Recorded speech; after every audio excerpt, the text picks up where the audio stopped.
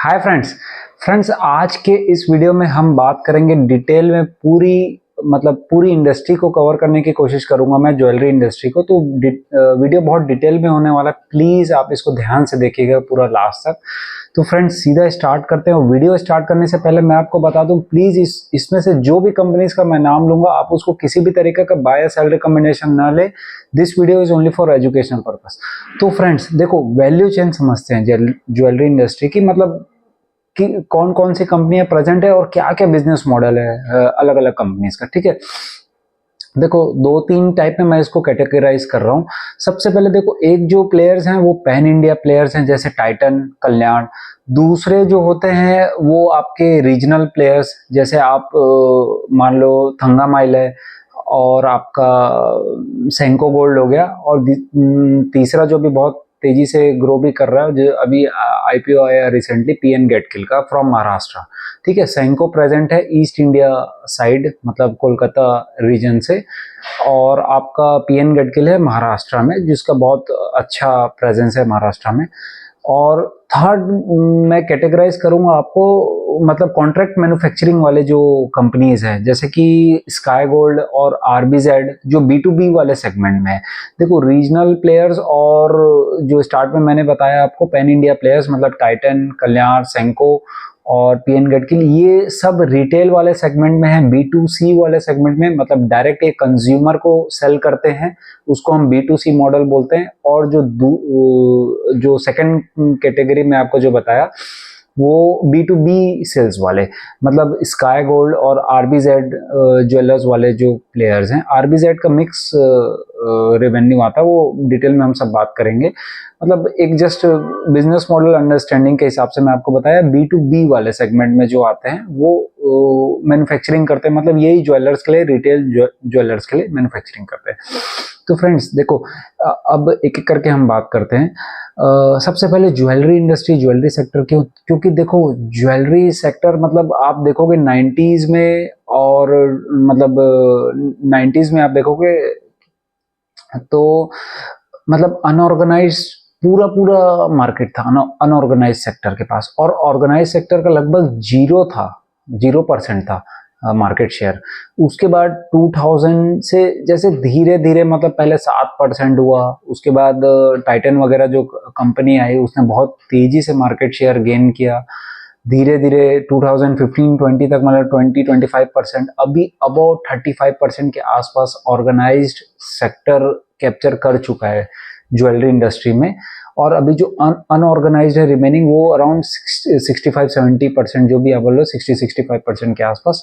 और ये रेशियो सीधा मतलब इंटरचेंज होने वाला है आने वाले समय में। 60-70% ऑर्गेनाइज्ड मार्केट के पास रहेगा, ऑर्गेनाइज्ड प्लेयर्स के पास पूरा मार्केट शेयर, और अनऑर्गेनाइज्ड प्लेयर्स जो रहेंगे वो 20-30-35%।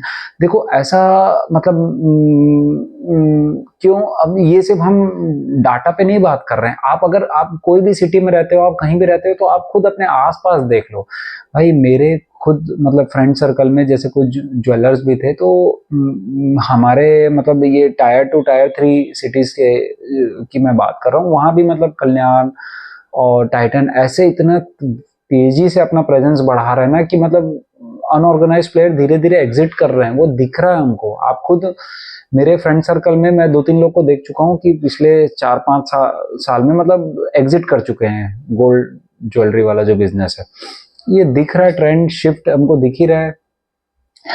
ठीक है, जैसे वैल्यू फैशन वाले में भी हम बात किए थे, वैल्यू फैशन में भी बहुत तेजी से ऑर्गेनाइज प्लेयर आ रहे हैं, तो इस पर भी वही फंडा हो रहा है।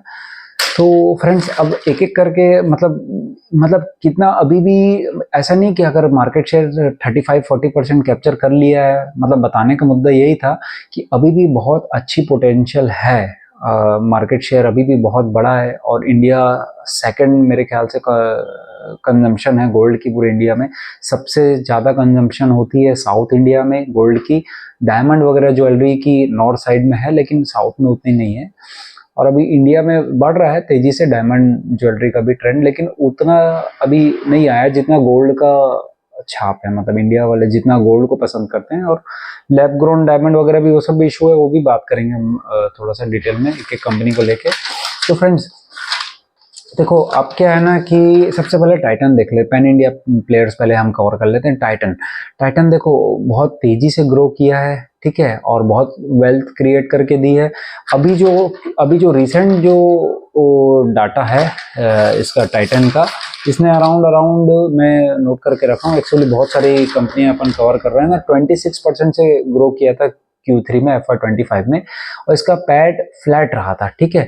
बहुत बड़ा बेस है टाइटन का, 600-700 के आसपास शोरूम है, ठीक है, और 26% से जैसे ग्रो कर रहा है और पैट इसका फ्लैट रहा है। देखो एबिटा मार्जिन सबसे ज़्यादा है टाइटन की, क्योंकि इसका स्टड रेशियो 30% के आसपास है। एबिटा मार्जिन मतलब एबिट मार्जिन आप मान के चलो 8 to 10% के आसपास है। ये B2C वाले प्लेयर्स, रिटेलर्स जो हैं pan India plus regional players, मतलब मोटा मोटी यही रहती है ज्वेलरी सेक्टर में। दूसरा इसका ROE ROC का भी नंबर बहुत अच्छा है, क्योंकि स्टड रेशियो इसका 30% है और हाई प्रोडक्ट मतलब हाई वैल्यू प्रोडक्ट अच्छा खासा कंट्रीब्यूट करता है रेवेन्यू में। अब देखो इसका वैल्यूएशन वाइज, अब पी इसका पी अभी मैं आपको ट्रेलिंग 12 मंथ का ही बात कर रहा हूँ, TTM बेसिस पे ही, तो 84 के आसपास है। तो देखो अभी 26% से ग्रो कर रहा है और पी इसका 84 है। चलो ठीक है, ROE ROC कितना भी अच्छा हो, कितना भी बेटर हो, लेकिन जो अदर प्लेयर्स हैं जैसे कल्याण वगैरह है, वो पिछले काफी समय से मतलब 30-35-40% से ग्रो कर रहा है। तो आप खुद ऑब्वियस है, आप खुद गेस कर लो कि क्या इसको रिवॉर्ड करेगा मार्केट। पी एक तो उतना हायर साइड, ठीक है, उसके बाद 20% मतलब इसके सामने प्लेयर्स हैं जो इससे तेजी से ग्रो कर रहे हैं। हमको देखो इन्वेस्टमेंट का सबसे जो मेजर रूल है ना, मतलब कि हमको डाउन साइड अपना कैपिंग करना है। पहला नियम तो है, देखो पिछले एक आध वीडियो में भी मैंने बात किया था, हमको फ्यूचर का देखना है। फ्यूचर का मतलब कहाँ पे अर्निंग पोटेंशियल है, वो तो रूल पहला है ही है, मतलब पहला पिलर है ही वो इन्वेस्टिंग का।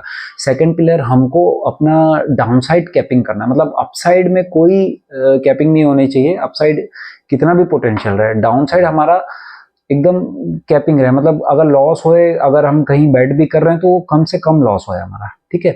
तो 84 की पीई के आसपास है। अब कब, मतलब ये आप खुद सोचो ना कि कितना इसको, कितने समय तक इसको अर्निंग्स ग्रो करनी पड़ेगी, तब जाके ये जस्टिफाई करेगा उस वैल्यूएशन को। तो हमको ऐसे सोचना चाहिए, अगर वैल्यूएशन 84-90 के आसपास आप खरीद रहे हो और पी धीरे से डी रेट हुआ, मतलब वो 40-50 के आसपास आया, तो फिर मतलब आपने आधा लॉस तो आपके ऑड्स आपके अगेंस्ट है, मतलब पी के हिसाब से हम देखें तो डिवाइडेड बाय 2 आपका तो ऐसे ही हो जाएगा प्राइस का जो भी, क्योंकि जो फॉर्मूला है वो आप याद रखेंगे, P price is equal to P into earnings, ठीक है। तो पी अगर हाफ हुआ, डी रेट हुआ, तो ऐसे ही आपके प्राइस डिवाइडेड बाय 2 हो जाएगा। तो अब देखो कल्याण की हम बात करते हैं, नेक्स्ट प्लेयर जो पैन इंडिया में है। देखो पैन इंडिया प्लेयर्स में लगभग पी जो है वो मतलब 40 से 80 के आसपास यही है, मतलब इस सेक्टर का जो जोन है। सेंको और इसका आसपास 30 के आसपास भी है पी का, इंडस्ट्री का मतलब ऐसे ही रहता है पी इसका सेक्टर का। अब देखो कल्याण जो है, कल्याण ग्रो कर रहा है 40% से, ठीक है। पिछले कुछ क्वार्टर्स में, कुछ ईयर्स में भी बोल लो 30-40% से कंसिस्टेंटली इसने ग्रो किया है। इसके शोरूम भी बहुत तेजी से ग्रो हुए, हमने डिटेल में वीडियो में बात भी की थी, मतलब 350 के आसपास इसके स्टोर्स हो जाएंगे नेक्स्ट ईयर। 170 स्टोर्स का और टारगेट कर रहा है। इसके एबिटा मार्जिन जो रही अभी मेरे ख्याल से अराउंड 7.5% रही, जो पिछले 2-3 साल पहले 6% के आसपास रहती थी। तो एबिटा मार्जिन में इम्प्रूवमेंट है, ROE ROC में भी इम्प्रूवमेंट है, ठीक है। अब इसका भी अब देखो पैट जो ग्रोथ आई वो 21% के आसपास आई, 40% में रेवेन्यू ग्रोथ आई, वो सब जगह भी Q2 Q3 में वही इम्पैक्ट रहा, मतलब जो ड्यूटी कट हुआ, हर सेंको भी वही बोला, कल्याण भी वही बोला, हर जगह वही था कि ड्यूटी कट हुआ, रेवेन्यू बढ़ने के बाद भी हमको लॉस वगैरह झेलना पड़ा, क्योंकि उसके उसके रेट कट हुआ तो प्राइजेस में बहुत फॉल आया था। गोल्ड में आप देखोगे शोरूम्स के बाहर मेला लगा हुआ था जब ड्यूटी कट हुआ था, तो कितना लोग कितना तेजी, मतलब कितना भर भर के सोना खरीद रहे थे, अपॉर्चुनिटी के हिसाब से है। तो सेम स्टोर सेल्स ग्रोथ भी इसकी 24% के आसपास रही, ठीक है। अब देखो इसमें क्या है ना, इसका भी जो है आप पी देखोगे 70 के आसपास है। देखो वैल्यूएशन वाइज हमको भूलना नहीं चाहिए, 40% से ग्रो भी कर रहा है, तो हम वॉच करें और ट्रैक करते रहें कि ठीक है, अगर ये कंसिस्टेंट प्लेयर है और अगर ये और परफॉर्म कर रहा है तब तो हम मतलब एक बनेगा कि हायर वैल्यूएशंस डिमांड कर रहा है तो हम इसको दे सकेंगे। ठीक है, अभी क्या है, कल्याण के साथ क्या इशू हुआ था कि कुछ मतलब एलिगेशंस थे कि भाई इन्होंने पंप एंड डंप के लिए मतलब पैसा ऐसा दिया ये वो, लेकिन बाद में फिर मोतीलाल ने आके मतलब प्रेस में ये भी बोला कि ऐसा कुछ नहीं है और ये सब डिनाई करते हैं। इसकी वजह से स्टॉक बहुत नीचे भी गया और डीरेट हुआ, बियर मार्केट था तो उसकी वजह से और सेंटिमेंट्स बढ़ जाते हैं, तो काफ़ी कुछ देखना को मिला। लेकिन अगर कोई कंपनी इतने मतलब 2-3 साल से 30-40% से ग्रो कर रही है, शोरूम्स बढ़ रहे हैं, तो मतलब एक ठीक है, हम किसी के साइड नहीं ले रहे हैं, हमको लॉजिकली देखना है भाई, ट्रैक करते रहना है और डाइवर्सिफाइड रहना है, लॉजिकली देखना है हमको। ठीक है, क्या चल रहा है अब हमारा तो वही रहेगा कि इसमें भी कि भाई हमको डाउन साइड को बचा के चलना है। ठीक है, अगर ग्रो भी कर रहा है तेजी से, मार्केट शेयर गेन भी कर रहा है, फिर भी हम वेट करेंगे कि पी इसका मतलब कैसा है, वैल्यूएशंस कैसा है जिस टाइम हम बाय कर। ठीक है, तो ये चीज़ें हो गई अब पैन इंडिया प्लेयर्स की। अब हम थोड़ा सा देख लेते हैं कि रीजनल प्लेयर्स में क्या चल रहा है। देखो जैसे सेंको का रिजल्ट आया, मतलब सेंको का रिजल्ट ने तो पूरा हिला के रख दिया सबको। मतलब इसकी पी भी लगभग सेक्टर के एकदम मतलब 30 के आसपास चल रहा था बहुत समय से, और एकदम लोअर एंड में है पी सेक्टर के, देखेंगे तो पूरे सेक्टर में, ज्वेलरी सेक्टर में, और ग्रो भी कर रहा था 20-25% से। अभी भी इसका मैं देखूं, इसका जो 22% से रेवेन्यू ग्रोथ है, लेकिन पैट इसका बहुत कम हो गया। मतलब वो 30-35 करोड़ के आसपास रहा। लास्ट ईयर दिसंबर क्वार्टर का देखें तो 111 करोड़ कुछ था। तो मतलब एक इन्होंने वही है इन्वेंट्री लॉसेस जो बोला है, वो ड्यूटी कट का है, मेजर इम्पैक्ट उसका ही आया। फिर हैजिंग वगैरह भी इन्होंने की थी, उसके कारण भी लॉसेस वॉसेस ये सब दिया, कमेंट्री थी मैनेजमेंट की। अब कल परसों ही एक इंटरव्यू आया तो मैनेजमेंट ने बोला कि भाई हम 20% से श्योर ग्रो कर रहे हैं और फोर्थ क्वार्टर में 7-8% से हमारा एबिटा मार्जिन वापस आ जाएगा। एबिटा मार्जिन बहुत कम चले गया था, 5-6% के आसपास, और बोल रहे हैं FY26 में भी हम 20% के आसपास आ जाएंगे। और डायमंड सेल्स भी हमारा बढ़ेगा, इनका ये यही कॉल था, कमेंट्री थी। Q4 जो रहेगा, और प्रमोटर ने कुछ बाय भी किया है, मतलब मेरे ख्याल से 4 करोड़ के आसपास शेयर्स इन्होंने बाय भी किया है, और इन्होंने मैनेजमेंट भी कमेंट्री भी आके दी इन्होंने न्यूज़ चैनल में। तो देखो अब भाई किसी के बोलने से और आके ऐसे बोल दिए तो हमको ऐसे तो भरोसा करना नहीं है। मतलब सेंको पे काफ़ी लोगों ने बैट किया था कि ट्रेंडिंग भी था ये एक समय में ट्विटर में बहुत, कि सेंको सेंको लोअर वैल्यूएशंस है और ग्रोथ भी अच्छी है, आउटलुक अच्छा है, काफ़ी तेज़ी से स्टोर्स भी बढ़ा रहा है और इनका प्रेजेंस भी एक ठीक ठाक है ईस्ट इंडिया तरफ, कोलकाता और बाकी आसपास रीजन में। तो उस हिसाब से काफ़ी डिसअपॉइंट किया है अपने इन्वेस्टर्स को। अब देखते हैं ये दोबारा जैसे कमेंट्री कर रहे हैं तो Q4 में क्या रहता है रिजल्ट, ये सही में मतलब वॉक द टॉक करते हैं कि नहीं, और अपने नंबर्स में जो बोल रहे हैं वो दिखाते हैं कि नहीं। ठीक है भाई, ऐसा नहीं कि मैं जाके मैदान में बोल दूं कि भाई मैं क्रिकेट खेलूंगा ज़बरदस्त, मैं 66 मारूंगा या बॉलिंग करूंगा तो विकेट लेके आऊंगा मैं इतने। भाई बोलने से नहीं होता, आप दिखाओगे, जब परफॉर्म करोगे फील्ड में तभी हम देखेंगे। अब देखते हैं Q4 में क्या आता है इसका। बोल तो रहे हैं कि मार्जिन वापस हो रहेगी। अब देखो ये हो गए रीजनल प्लेयर, सेंको हो गया। अब पीएन गटकिल का हम थोड़ा बात कर लेते हैं। देखो पीएन गटकिल का भी जो है, इसका भी जो रिवेन्यू, कंसोलिडेटेड रिवेन्यू 23% से ग्रोथ आई है। ठीक है, लेकिन पैट मार्जिन इसके बहुत अच्छे आए, मतलब 50% से ग्रोथ आई, ऑपरेटिंग लीवरेज मिली। और इसका जो सेगमेंट है, मतलब रिटेल वाला जो सेगमेंट है, उसमें 42% के आसपास ग्रोथ आई। ई कॉमर्स बहुत छोटा सा कंट्रीब्यूट करता है रेवेन्यू का, उसमें 100% के आसपास ग्रोथ आई। फ्रेंचाइजी वाला भी जो है उसमें भी 87% के आसपास इन्होंने ऐसा कुछ कमेंट्री दी थी। तो देखो पीएन गेटकिल का क्या है, इतना रिटेल वाले सेगमेंट में 40% के बाद आने के बाद भी मतलब कंसोलिडेटेड रेवेन्यू में 23% का ही क्यों ग्रोथ आई, मतलब ये एक बहुत सोचने वाली बात है। तो इनका कमेंट्री वही था कि जो बुलियन सेल्स वगैरह, मतलब जो बार्स और कॉइन्स वगैरह ये सेल करते हैं, मतलब B2B में भी, और जो मतलब कैसे रिप्लेसमेंट वाला जो गोल्ड रहता है उसको जो सेल्स करते हैं उसकी मतलब जो लो वैल्यू प्रोडक्ट आप बोल लो, लो मार्जिन या लो मार्जिन वाला जो बिजनेस है उसके सेल को बहुत घटाया है इन्होंने, फोकस कर रहे हैं, धीरे धीरे उसको और कम करेंगे, इनका वही कमेंट्री थी। इस कारण से पैट मार्जिन्स में तो इंक्रीज हुआ है, 50% के आसपास ग्रोथ आई है, लेकिन कंसोलिडेटेड रेवेन्यू 23% के आसपास ही आया है।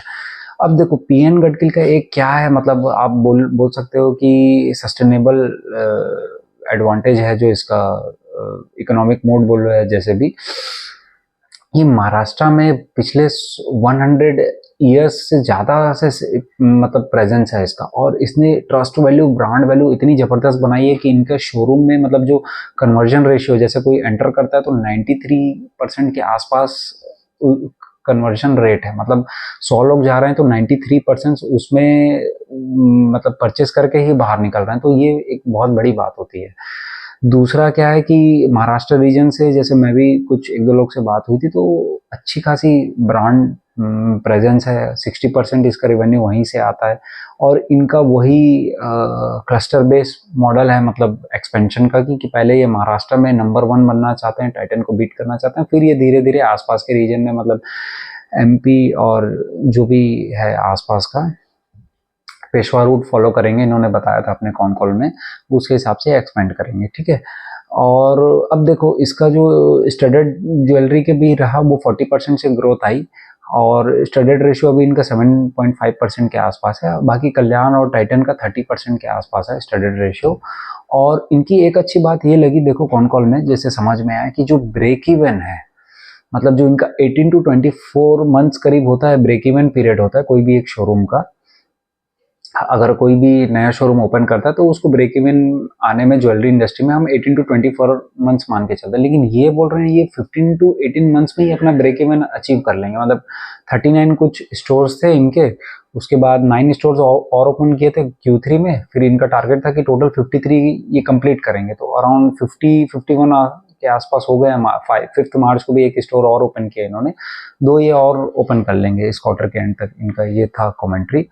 तो मतलब एक ग्रोथ दिख रही है हमको, और वैल्यूएशंस वाइज भी आप देखोगे तो इसका जो है ना, मतलब पी जो है वो अराउंड 30-35, मतलब लोअर एंड में ही है सेक्टर में, ठीक है। तो हमको बार बार मैं वही बोल रहा हूँ ताकि आपके दिमाग में, सबकॉन्शियस माइंड में बैठ जाए कि हमको डाउन साइड को हमेशा कैप करके चलना है, और जैसे ये ग्रोथ है 20-25% के आसपास भी ग्रो करते हैं, तो एक मतलब री रेटिंग अपॉर्चुनिटी बन सकती है। अब Q4 में देखना है कैसा रिजल्ट आता है, क्या है।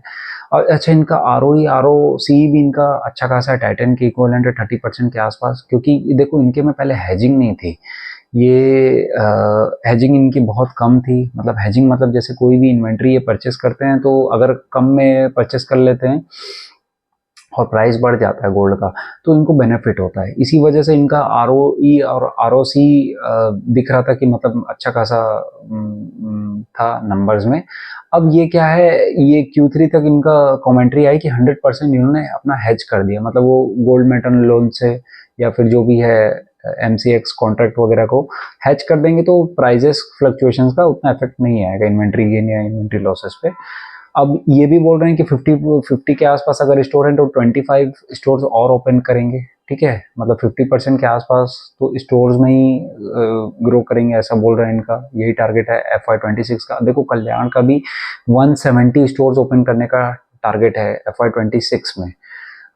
170 मतलब 350 स्टोर्स अगर उनके लगभग हो जाएंगे Q4 में FY25 में, तो वो 170 मतलब और ओपन करेंगे FY26 में, तो वो भी 50% का मतलब कॉल दे रहे हैं, तो इतने बड़े बेस में होने के बाद वो 50% से, और ये इतने मतलब 50 स्टोर्स में ये भी 50% का गाइडेंस दे रहे हैं, तो उस हिसाब से देखोगे तो मतलब बड़े बिग पिक्चर देखोगे तो कल्याण मतलब ज़्यादा मार्केट शेयर कैप्चर करेगा, ठीक है। हमको सबकी कमेंट्री सुनना है, हमको हर क्वार्टर हम ट्रैक करेंगे तो हमको क्लियर भी होते जाएगा।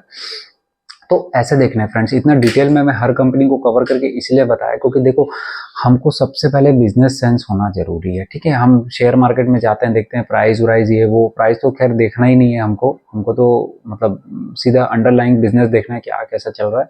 उसमें भी अलग अलग बिजनेस में किसमें क्या है, क्या चल रहा है, कैसा चल रहा है, मार्जिन कैसे हैं। अब देखो जैसे B2C वाले बिजनेस हमने कवर किया ज्वेलरी सेक्टर में, तो इसमें मार्जिन 8 to 10% एबिटा मार्जिन और मैक्सिमम ROE जो रहता है 15 to 18% रहता है। ठीक है, लगभग एक एवरेज मतलब एक वो बोल के चलूँ मैं लॉन्ग टर्म में।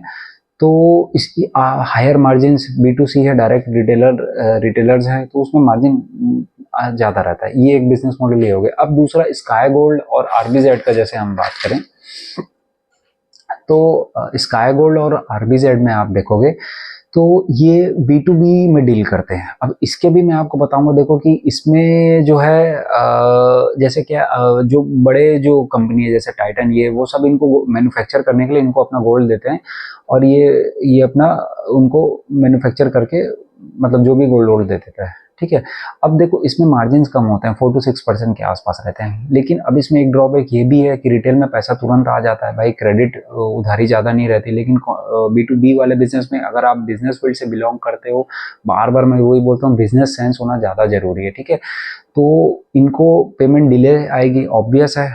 जो मैन्युफैक्चरर होता है या होलसेलर होता है उसको पेमेंट वर्किंग कैपिटल थोड़ा ज़्यादा मैनेज करना पड़ता है, रिटेलर से पेमेंट डिले होता है, तो ये एक ड्रॉबैक है।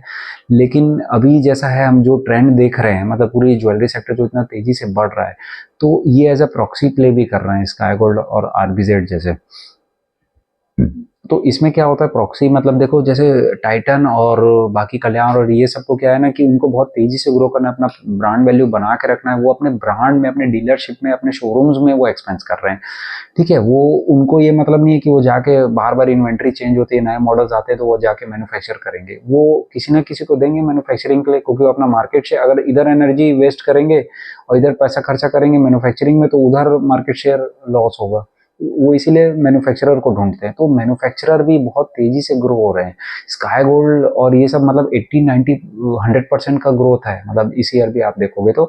और इनका PE जो रेंज रहता है वो अराउंड 40 to 60 के आसपास रहता है। स्काई गोल्ड भी 40 45 के आसपास चल रहा है। RBZ का PE, ये माइक्रो कैप कंपनी है और मतलब वॉलेटिलिटी ज़्यादा रहता है। इसका PE बहुत अभी कम हो चुका था, अराउंड 20 के आसपास चले गया था, उसके भी बिलो।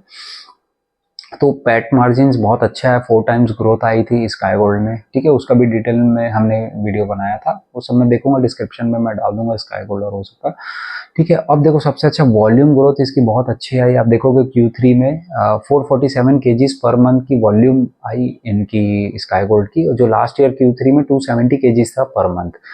तो बहुत अच्छा ग्रोथ है और कैपेसिटी इनकी 1000 केजीज के आसपास है पर मंथ बनाने की। तो इस बहुत ह्यूज स्कोप है अभी इसमें भी, कॉन्ट्रैक्ट मैन्युफैक्चरिंग वगैरह में, क्योंकि ये प्रॉक्सी प्ले कर रहा है। ठीक है, अब रेवेन्यू इनका 2500 करोड़ के आसपास रहा, ये टारगेट कर रहे हैं 3300 करोड़ लगभग अचीव भी कर लेंगे स्काई गोल्ड का, जैसा था मतलब मैनेजमेंट जो कमेंट्री थी। तो ठीक है, देखते हैं, इसको भी वॉच करते रहते हैं। उस हिसाब से देखो 80 90 100% के आसपास ग्रो कर रही है और PE इसका लोअर एंड में है। तो मतलब आपको देख सकते हो, अपना इंडिविजुअली आप कंपेयर करो और वैल्यूएशंस देखो सब कंपनी के, उसके बाद फिर आप अपने कन्विक्शन पे आप बेट कर सकते हो। उसके बाद RBZ जो ज्वेलर्स है वो देखो मिक्स, मैं स्टार्टिंग में बात हो रही थी, उसका थोड़ा सा मिक्स टाइप का बिजनेस है। एक तो कॉन्ट्रैक्ट मैन्युफैक्चरिंग भी है, 50% रेवेन्यू उससे आता है और 50% रिटेल, एक उनका आउटलेट है अहमदाबाद में, वहाँ से आता है। ये भी अच्छा खासा तेजी से ग्रो किया। जैसे ये वाले बिजनेस में मैं बताया, इसमें पूरा वॉल्यूम का गेम है, लोअर मार्जिन बिजनेस है और पेमेंट में थोड़ा सा डिले हो सकता है, ये सब ड्रॉबैक है। ठीक है, ये वाले बिजनेस मॉडल का। तो अब वॉल्यूम बेसिस पे देखोगे तो इनका 80% जो है कॉन्ट्रैक्ट B2B वाले बिजनेस से आता है, 20% रिटेल से आता है, क्योंकि रिटेल में मार्जिन ज़्यादा रहती है और इसमें B2B वाले में मार्जिन कम रहती है। तो 50-50% ओवरऑल रिवेन्यू कॉन्ट्रीब्यूट होता है। तो ये था फ्रेंड्स B2B वाले बिजनेस और टाइटन ऑलमोस्ट। हाँ, कुछ बात ये थी कि देखो डायमंड वाले जो है, मतलब जो स्टडीड रेशियो वाले जो कंपनी, जैसे टाइटन का सबसे ज़्यादा है। अब देखो यहाँ पे एक चीज़ ये है कि लैब ग्रोन डायमंड का कल्चर बढ़ रहा है। ठीक है, अभी डायमंड में तो उतनी एक्सेप्टेंस नहीं उतनी ज़्यादा, मतलब जितनी गोल्ड की है इंडिया में। लेकिन अगर डायमंड ज्वेलरीज अभी जो भी है, मतलब 30% जो भी, जैसे टाइटन का 30%, कल्याण का भी 30%, लैब ग्रोन डायमंड्स आने से ना, मतलब एक थोड़ा सा ये रिस्क फैक्टर है, इसको भी हमको ध्यान में रखना है। जिसका अभी तो जैसे कल्याण, सेंको और पीएन गडकिल का उतना ज़्यादा नहीं है, वो स्टडीड रेशियो अपना बढ़ाएंगे बोल रहे हैं। एक आने वाले एक फ्यूचर आउटलुक के हिसाब से अगर लैब ग्रोन डायमंड की और एक्सेप्टेंस बढ़ती है तो मतलब फिर जो इनका जैसे टाइटन वगैरह का बहुत बड़ा शेयर है, 30% है और हाई मार्जिन बिजनेस है, तो उसमें काफ़ी इम्पेक्ट हो सकता है। मतलब ये एक उसके लिए रिस्क है। टाइटन काफ़ी हाई लार्ज कैरेट वाले भी डायमंड वो सेल करता है।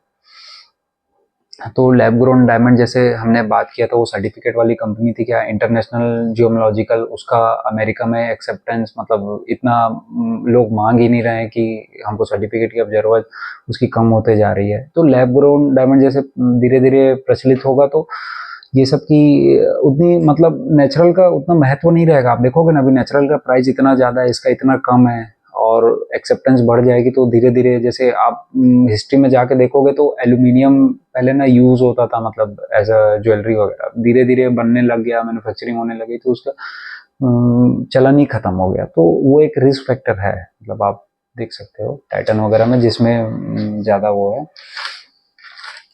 तो ओवरऑल फ्रेंड्स लगभग सभी मैंने कवर कर लिया। आई होप आपको समझ में आई होगी पूरी वैल्यू चेन इंडस्ट्री के कौन कौन सी कंपनी का क्या बिजनेस मॉडल है अलग अलग। तो फ्रेंड्स इस टाइप के वीडियो से हम मतलब इस टाइप के वैल्यूएबल वीडियोस और हम लाते रहेंगे आपके लिए। प्लीज़ अपने फ्रेंड्स से ज़रूर शेयर कीजिएगा जिनको लगे कि आप जिनके लिए वैल्यूएबल रहे इस टाइप के कंटेंट है। ओके फ्रेंड्स, मिलते हैं नेक्स्ट वीडियो में। जय हिंद।